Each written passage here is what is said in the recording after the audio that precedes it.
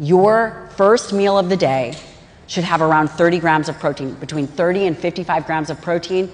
At the bottom is leucine. I told you that there are essential amino acids, and leucine is a branched chain amino acid that is required to stimulate skeletal muscle tissue.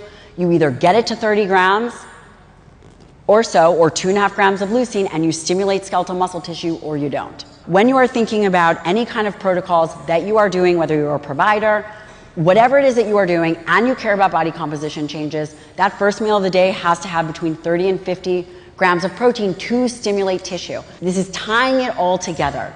I showed you that skeletal muscle changes as we age, capillary perfusion, anabolic signaling decreases. There are ways to overcome this by being smart and having intelligent muscle health. And this is one of the ways to do it. This is an unbalanced protein distribution is what Americans typically do. Typically, they have a breakfast, or they say they're fasting. They'll have a breakfast with 10 grams of protein. Not that anyone in this first row that I was judging at all did that. Nobody. And then lunch, they have a little bit of turkey, like a turkey sandwich. And then dinner is when they backload their dietary protein.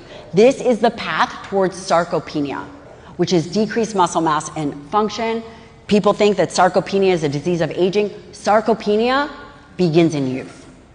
Sarcopenia begins in youth. There are sarcopenic phenotypes in youth. It is not a disease of aging.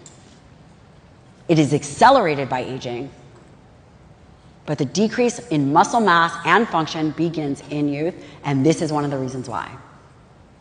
How do we think about redistributing dietary protein to protect skeletal muscle for the long haul? Well, we correct distribution. First meal and last meal, that's actually where the evidence is. Take away nothing else. Good outfit, cute kids, 30 to 50 grams of protein at that first meal, 30 to 50 grams of protein at the last meal. We're good. Friends, get your protein in. This is a complicated discussion, but the reality is I'm just going to give you hard, fast biological numbers. And I told you that you need 2.5 grams of leucine to stimulate muscle. 2.5 grams of leucine to stimulate muscle, especially as you are aging. Here is a list. If you want to choose to do whey protein, you might need, if you look across, 23 grams of protein will give you 128 calories. That is how much to get 2.5 grams of leucine.